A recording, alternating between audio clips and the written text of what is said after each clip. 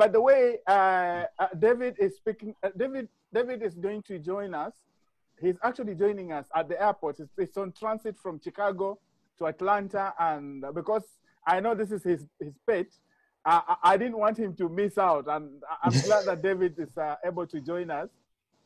So if there's a lot of interruption in terms of the noise, viewers, bear with us. That will be coming from the background noise because it's at the airport as we speak right now. And of course, I have my go-to panel once more. These gentlemen have been giving us a lot of issues. I'm pleased again to host Professor David Monda from New York. He's back with us. I'm also privileged to host again Washington Osiro, an author, a writer from San Francisco, California, and Dr. Nathan Wangusi, who has been a valuable contributor to our show in terms of he's soft-spoken, so he has a way of focusing the discussion. But like I said, again, today we are discussing issues that are going on right now. What's the topic back at home, apart from coronavirus, is BBI. And I think I want to go to the airport first because I don't know how long I'm going to have this gentleman here. So David, kick the discussion off. What's going on around BBI, my brother? Oh gosh, Chris, first of all, thank you so much for the opportunity and for the great work you do in highlighting things of interest to us. But it's true, you know, this BBI thing, I think is hijacked our moral and political fabric as a country, because as you know, my favorite, the term that I used to, like to describe it is the Blue Band Initiative.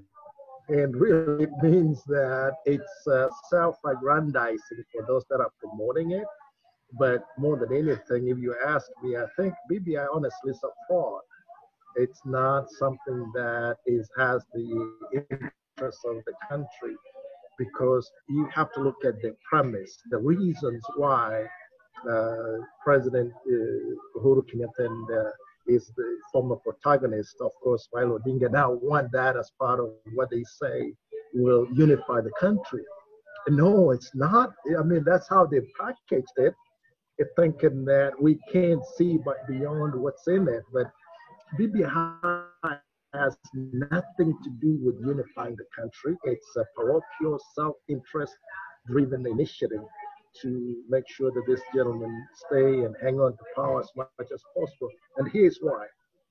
They're saying that it's because the country is unified that there's no inclusivity in the government after the elections. In other words, every elections, people, lose elections, and people fight over elections. But nobody in our country fights because they're not included in the government. The people fight because elections are stolen. Thanks, David. That's we're going to come back to some of the issues that you've raised in, but let's not assume that everybody understands what BBI means. Most of us, especially for our audience who live away from home, they've been dealing with COVID-19, so they may have really forgotten about what BBI is. And that's why I want to bring in the professor, the person who teaches these things, to just kind of give us a 2 minutes explanation of what this BBI is all about. Professor Monda. Yeah, so again, Chris, thank you for having me on the show.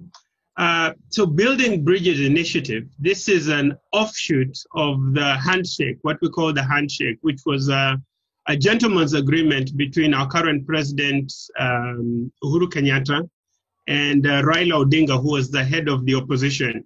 We know that in 2017, we came through a very contentious election. And part of the challenge with that election was it was bungled. The Supreme Court of Kenya nullified the election and it had to be run again. The second round of the election was boycotted by the opposition, which basically meant that Uhuru Kenyatta won that election because the opposition did not participate. So as a result of that, the two protagonists, Uhuru Kenyatta and Raila Odinga, decided to come into a gentleman's agreement through the handshake. And out of that, we had the Building Bridges initiative. So fast forward to 2020 now, I see the Building Bridges initiative as a double-edged sword. So on one hand, as much as we have the principles and we understand the politics to be about principle, but a lot of our politics in Africa, and particularly in Kenya, is heavily driven by personalities. And these personalities mobilize ethnic communities. So I say it's a double-edged sword in this regard. On one hand, there's a lot of opportunity for these two gentlemen who come from the two largest ethnic communities in the country to use their personality, to use their dynastic power from their fathers, who were originally the founders of the Republic of Kenya, to bring the country together and to create some form of political system that will ensure that all the 47 communities in the country feel taken care of. Part of that was done through the constitution, through devolution. But the second part of what I mentioned in terms of the challenge with the BBI is this. We have a possibility that BBI will be politicized to the extent that it will lose meaning. In other words, right now it's not clear exactly what BBI means. I don't think there's enough public participation. It's not clear how the common mwananchi is going to be involved, because a lot of this seems to be coming from the top, going down. So it would be very interesting and very good to have a very clear framework of exactly what are we dealing with. Are we looking to reform the constitution now to have a hybrid system, presidential and prime minister? Will it be a parliamentary system where we have a party-driven system with the parliament and a prime minister? Or will it be a consociational system where we have all our ethnic communities and we have a rotating presidency and rotating positions of power? So on one hand, it's very healthy and good that the two individuals, two personalities came together to start this initiative. But the other part of it is, it's not clear how the mwananchi is being involved. It looks like it's really being driven from the top down rather than from the mwananchi to the leadership. Professor, thanks for giving us a lesson on what BBI is all about. I want to ask Washington the question. It's a rhetorical question. Washington, BBI is basically a soft landing initiative for Uhuru Kenyatta, Raila Odinga, and what now we call the deep state.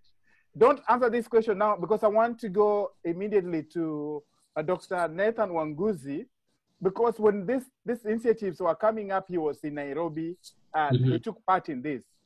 And my question to Wanguzi is, Daktari, how is this BBI, how does it incorporate the views and the ideas of mwananchi? But more specifically, it's just been barely 10 years. Is this the best way to go about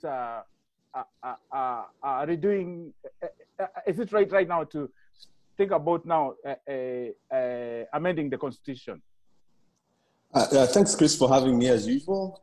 Now, I'm not so kind in my framing of what the BBI means, at least to me and a lot of people who have been watching this issue.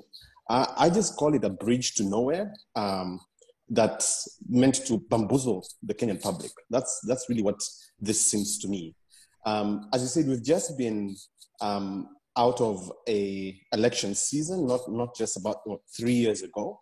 And also, as you said, we've also just passed a new constitution that's barely 10 years old. And I want to really focus on on two issues here. So there's the Constitution, which is the written document that outlines what the collective opinions and positions of the Kenyan people is with respect to how they want to be governed. And the second part of that is this idea of constitutionalism, which I think is completely lacking out of this process. Constitutionalism means that you adhere to what you've agreed. So there's no country in the world that has a perfect constitution. Even what we think of as model constitutions or states, there's opportunities for there to be graft. There's opportunities for there to be power grabs. There's opportunities for there to be imperialism of president. But the electorate on their own terms, as well as the leadership, there has to be a clear partnership there. Agree to abide by what the Constitution says. So to answer your question, one is that it completely fails that litmus test, because what you're basically saying here is that constitutionalism has been thrown out the window, because the Kenyan people voted for this constitution, the 2010 constitution, overwhelmingly, establishing a semi-federal system of governance and putting in place checks and balances within the three arms of government, and also creating the Senate, which has not been respected. So we've seen blatant abuses of the powers of the judiciary. We've seen money being held up at the national level for political ends against the county governments. So I don't think there is any justification here as to whether this is going to be any different. And I also want to point out that what they're proposing in this BBI, or at least in the content of what I've seen so far, is exactly what we had between 2007 and 2013, the Nusu Mkate, so-called Nusu Mkate government, which was very dysfunctional. So what makes you think that it's going to change? I see this as an attempt by a group of imperialists who want to continue political dynasties, and they're trying to hoodwink the public into changing the constitution to allow that to happen. It's in every description what I would term a constitutional coup, or at least an attempt to it. Now, to answer the question, Dr. let me bring in Osiro. Yes, but very quickly to answer the question as to whether the Kenyan people are being involved, the simple answer to that is no, because constitutional reforms should emanate from the grassroots. So when you have two individuals make a decision in the deep of night, completely obliterate the opposition and the system of governance which people had elected, it doesn't matter what you subsequently do to try and paint it as though you're engaging the public. I always say that, a monkey in a suit is still a monkey. So I think we just need to be clear about those, what this document and initiative represents. Thanks, Dr. Osiro, I know you are blacklisted in Kenya by the likes of Jaka Gimba. What's the name? I don't know what it is. I don't know if it's Alai or Jaka Bimba or but I know they set you up with the because you're attacking the people's president. I've heard Bridge to Nowhere. I've heard Luban Initiative. Let me add my own characterization of the BBI. It's a dynasty lifeline. It is a way for the dynasty to basically self-preserve. And I look at the BBI. I look at the Constitution. I look at the TJRC report. I look at all these things from a systems perspective. That is my background. My background is quality systems. That's what I do professionally. Now, any system, whether it's the Constitution, whether it's BBI, whether it's regulations, Code of Federal Regulations, whether it's ISO, all those systems are just as good as the people who are going to be executing it. So in the case of BBI, we have the two principals who have been head and shoulders above everyone else in the country, basically saying that, oh yeah, this time we are going to be faithful to this new set of documents while we have been trashing the Constitution. Come on, I mean, we are not dumb. The fact is that this is a way for them to self-preserve. This is a way for them to go around the Constitution. And the reality is that this so-called handshake is no different than the handshake Raila had with Kibaki with the Memorandum of Understanding. The bottom line is that there are two politicians who are looking out for their own self-interest, and whatever rules and regulations that are put in place are going to be sacrificed so long as they get their personal agenda, their personal goals. So long as all that is met, then everything else is going to be secondary. So this BBI is not going to be any different than what we have seen in the past with Kenyan politicians coming up with initiatives, blue panel reports, white commission reports. We are going to be here having this same discussion, several months from now. I don't see anything changing because the principles have not changed, and their commitment to the sort of rules and regulations that we've had all along have not been adhered to. So what makes us think that this time around it's going to be any different?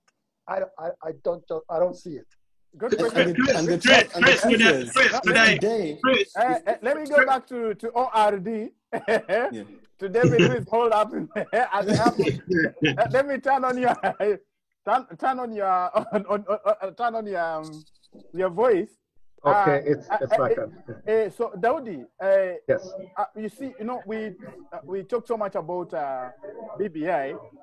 Can you, as somebody who runs an organization that helps Kenyans in the diaspora, how are the interests of the diaspora taken care of in the BBI? Can you just allay our fears that just like anything else, we are being thrown out, in spite of the fact that even the latest statistics show that the diaspora is practically holding that country together in terms of foreign exchange earning? I think several of our panelists, what they've said is that this process, even the way it's being handled, it's been hijacked.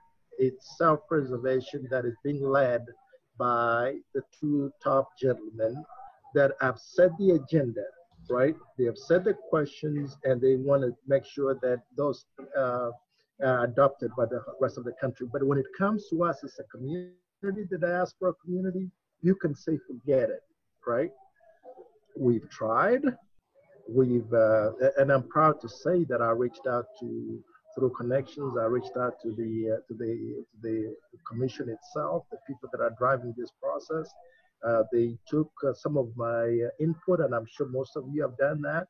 What it is that whatever we've submitted to them is not reflected, or it's not reflected on the document that has been submitted, or at least the initial document that they've said. That review that needs to be done is not included in this document that they've produced. It's only designed and meant to serve their interest, and they're not even listening to what we the people are telling them. I say, consider the source. The person driving this initiative is not even President Kenyatta. It's actually the protagonist at one point, Raila Amolo Odinga.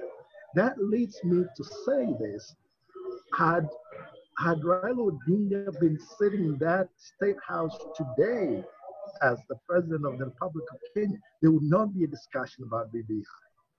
Because and that's the truth. That's absolutely true. Consider the source. Correct. Because it's Raila Odinga in 2010 that said, don't even touch one comma. Don't change anything. And he took pride in it. He took ownership of that which he produced and went around the world, touting it and telling everybody how we have such a progress with the best constitution in the whole world. 10 years later, half of it has not been implemented, and now all of a sudden he's the one out there telling everybody how we have to change it. Let me say something, David, Professor Monda. You made a very interesting comment. You compared Kenya to her neighbors. You compared Kenya to Somalia, to South Sudan, to Uganda. You know, and I find it so unfortunate that our benchmark as a country, that was being spoken about in the same grouping as the 4 Asian tigers of the 70s, is now being compared to South Sudan, is now being compared to Somalia as a frame of reference for how well we are doing.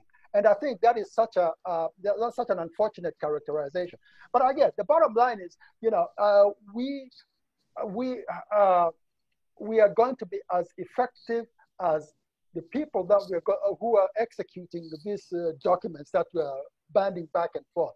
And my simple proposition is this: the principles are the same people who have gotten us to this point. You know, the principles are Uhuru and Raila.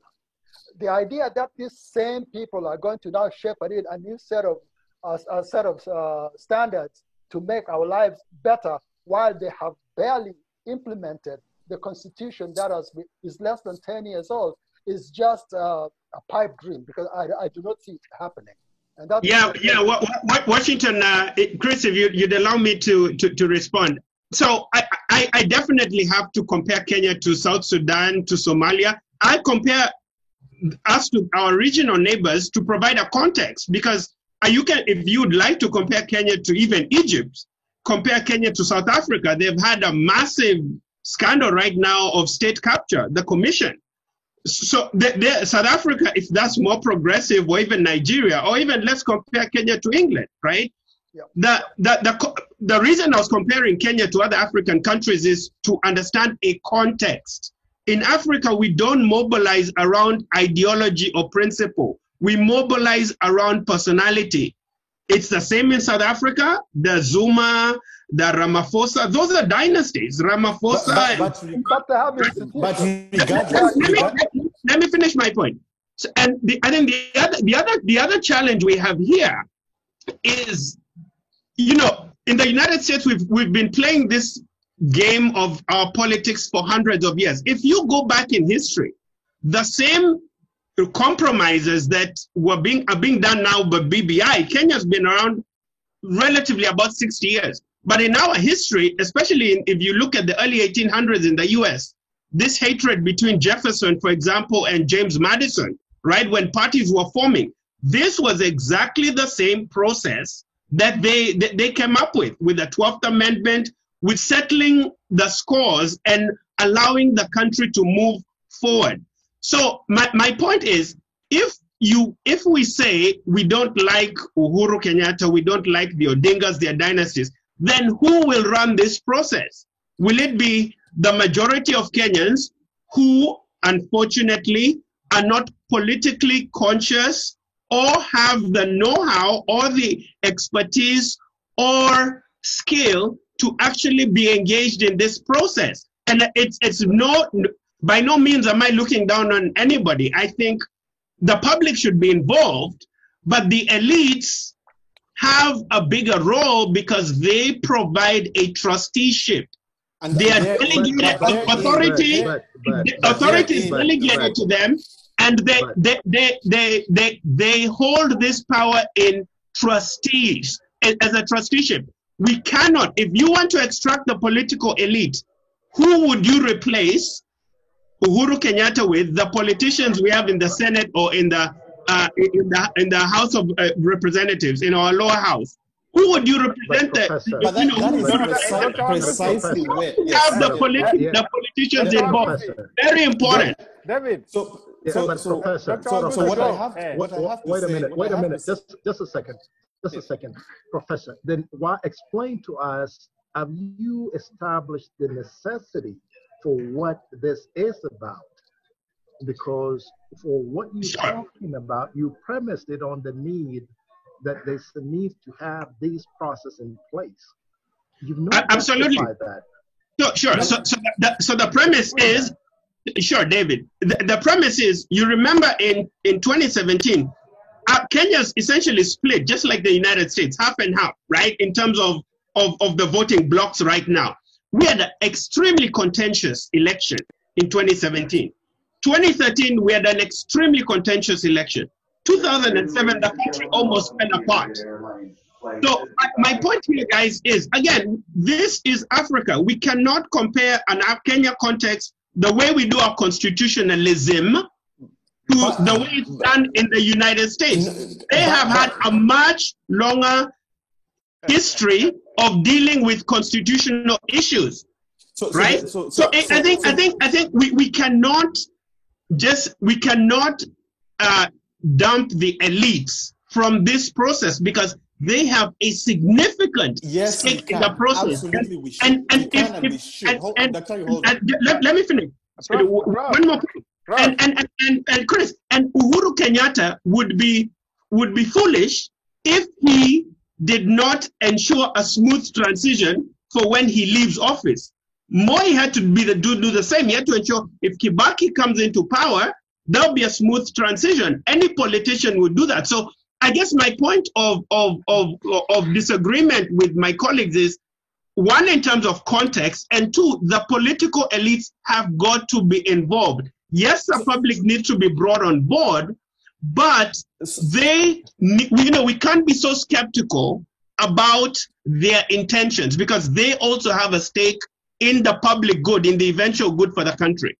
So what I have to say is, on all those points, I patently disagree. So the constitution that we passed in 2010 provided the instruments by which transition of power is done. So there's no question around how will an engaged public transition power between leadership from one dynasty or administration to the next. Those are very clearly stipulated in the constitution. And one of the fundamental premises or principles by which that is hinged is the idea of ensuring that no one individual has absolute and continuous power. That, I think, is key to what a constitution is supposed to do. That's what distinguishes a constitution from, or a constitutional democracy from an imperial country, that after a period that is stipulated within the constitution, in our constitution, it's 2 terms. There'll be a peaceful transition of power between the person who won and the person who the popular electorate has elected as the next leadership. So there's a complete disregard for that, in that what they're currently trying to do is to change the rules of the game so that it allows them to continue staying politically relevant. So even the most successful presidents, if they're allowed to stay in power for too long, you know what they say: power corrupts, and it corrupts completely. Absolutely. Yep. So what you can expect over and you see it, so you can expect that over the next 4 years, if they're successful in this move, you're going to have an even more corrupt government, because now you don't have any public accountability. The second thing I deeply disagree with is that Kenya has any shortage of talent, intellectuals, or politicians who can take Kenya to the next level. And I know this for a fact, that the current crop of politicians, given their loyalties, given the fact that there's to a large extent state capture, given the levels of corruption, are not the right set of leaders to take Kenya to the next level. Our constitution envisioned that, and it was supposed to now transition power to the next set of people. The transition of power doesn't happen because of a political elite. It should happen because our constitution has set up the instruments by which to do that. And I know this question is unfair because we don't have time, but this will lead us into our next discussion next week. Right now, as we speak, even as we talk about the constitution, the deputy president is now the opposition leader.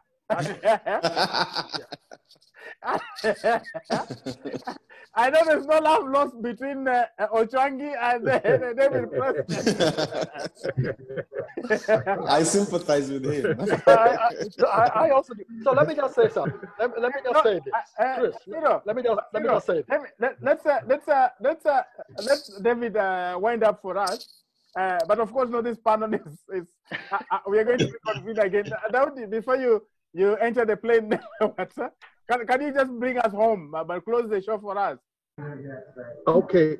Well, at least for the purposes of our discussion again, Chris, I truly appreciate this, and I think we're going to have more of this. But I think look at what this thing has actually degenerated into in the country, that they have said is supposed to be a building bridges initiative, but really now it's actually so divisive.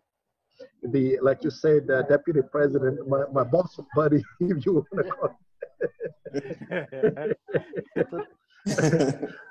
But I think what they've done, unwittingly, they've set him up that he's probably going to end up being the champion of the people that, because he's just opposed, and of course he's bolstering his own